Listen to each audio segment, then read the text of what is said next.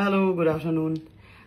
একটা পোস্ট আমি করেছিলাম ইনস্টাগ্রামে বা ফেসবুকেও যে এই ছাপোষা মেয়েটাকে আমার খুব পছন্দ। সেটা নিয়ে হাজারটা এটাকে নিউজ পোর্টাল বলে না, এটাকে কি বলে আই ডোন্ট নো, এই পেজগুলোকে। যাই হোক, তারা নিউজ তো করে না, তারা হচ্ছে মানুষকে ফেকভাবে বিভ্রান্ত করে। তো এই কিসব রাজ্য বার্তা অল এই সমস্ত ফালতু যে পোর্টালগুলো রয়েছে, তো তারা বেসিক্যালি আমরা যারা কিছু পোস্ট করি তো সেই সমস্ত কিছু অন্যভাবে মানুষের সামনে প্রেটেন্ড করে। তো আমার ডায়লগেই ছিল এই ছাপোষা মেয়েটাকে আমার পছন্দ। তো এটা হচ্ছে আমার সিরিয়ালেরই ডায়লগ, তো আমি সেটাই লিখেছি। আর সাথে লিখেওছি যে এই সিরিয়ালটা দেখো 6টার সময়, তুই আমার হিরো। তো সেটা নিয়ে সায়ক খুঁজে পেল তার রাত পরীকে, সায়ক খুঁজে পেল তার বউকে, এই সমস্ত এত নিউজ, মানে নিউজ নয়, আমি আবারও বলছি, এগুলো নিউজ নয়, এগুলো হচ্ছে জালি নিউজ মানুষকে বিভ্রান্ত করার জন্য। তো সেগুলো করে মানুষজন হচ্ছে বের করেছে। আর প্রচুর মানুষ সেখানে কমেন্ট করেছে, কনগ্রাচুলেশন। কেউ ভিডিও বানিয়েছে সেখানে 2 মিলিয়ন ভিউ হয়েছে। বাপরে বাপ, আমারই আসে না 2 মিলিয়ন ভিউ। তো যাই হোক, এই হলো ব্যাপার।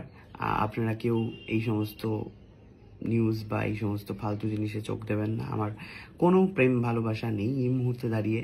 হ্যাঁ, আমি ডেফিনেটলি চাই, মাঝে মাঝে মনে হয়েছে হ্যাঁ প্রেমটা করা দরকার, বাট কি বলুন তো, একসাথে না দুখানা জিনিস হয় না।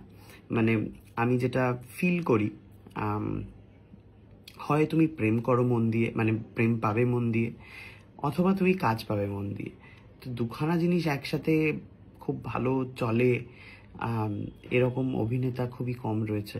মানে আমার মনে হয় না আর কি, মানে কেন জানি না, আমার মনে হয় যে যাকেই দেখি তারই প্রেমের সমস্যা, যারা প্রেম করে।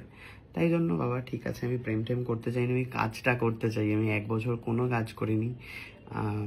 প্রচুর মানুষ আমাকে বলেছে যে দাদা সিরিয়ালে দেখা যাচ্ছে না কেন, এই সমস্ত ব্যাপার স্যাপার। তো ফাইনালি আমি করছি, তোমরা আশা করি দেখছো তুই আমার হিরো।